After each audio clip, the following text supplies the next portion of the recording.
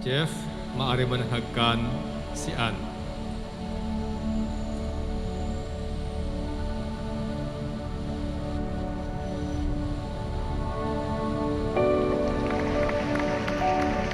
Kakilala kami is Teletech, which is yung first job namin. So, nag-start yun actually.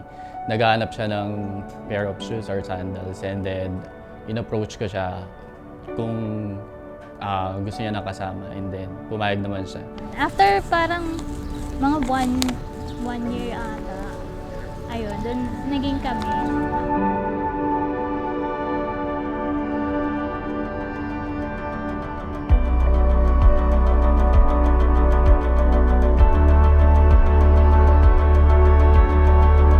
Patuloy kayo maging maligaya sa inyong pasya na magmamahalan at magiging tapat sa isa't isa hanggang sa dulong ng inyong buhay, hanggang sa huling hininga.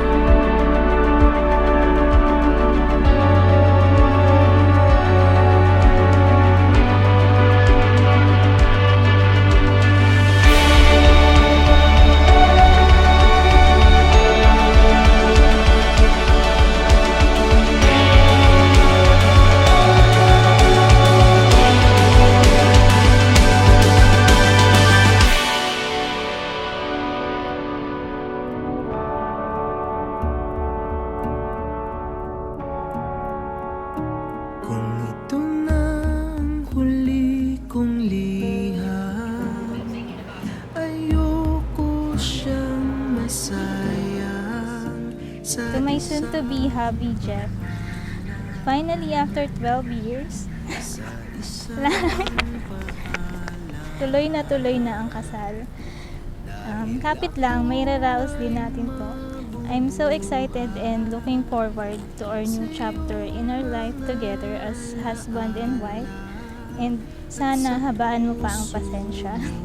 I know, kaya natin labanan lahat ng pagsubok na magkasama, and know that I'm always here for you through ups and downs and through sickness and in health. Ako kailangang hanapin pa,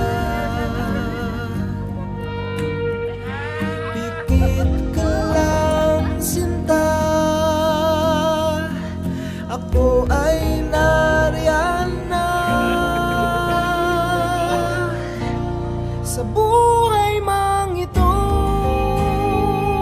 I just want to say thank you. Thank you for everything, for being there for me through ups and downs. And then finally, it's happening. So lahat ng mga pagpupuyat natin and pagod natin, ito na siya ngayon. So I'm looking forward for a moment later. And I'm so excited that we will be together as one in God's grace. Justin! Mangamba, dahil liwanag tayo ng isa't isa. Ikaw, Jeff, ay para lamang kay Ann, at si Ann ay para lamang kay Jeff.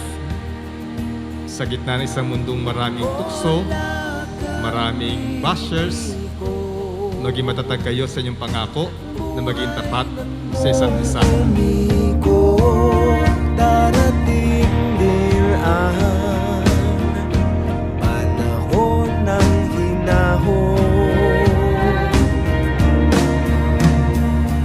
at di mo na. Jeff, malaya ka ba?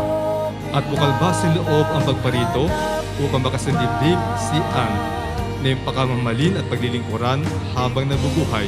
Yes, Mother. Sinta, ako ay nariyan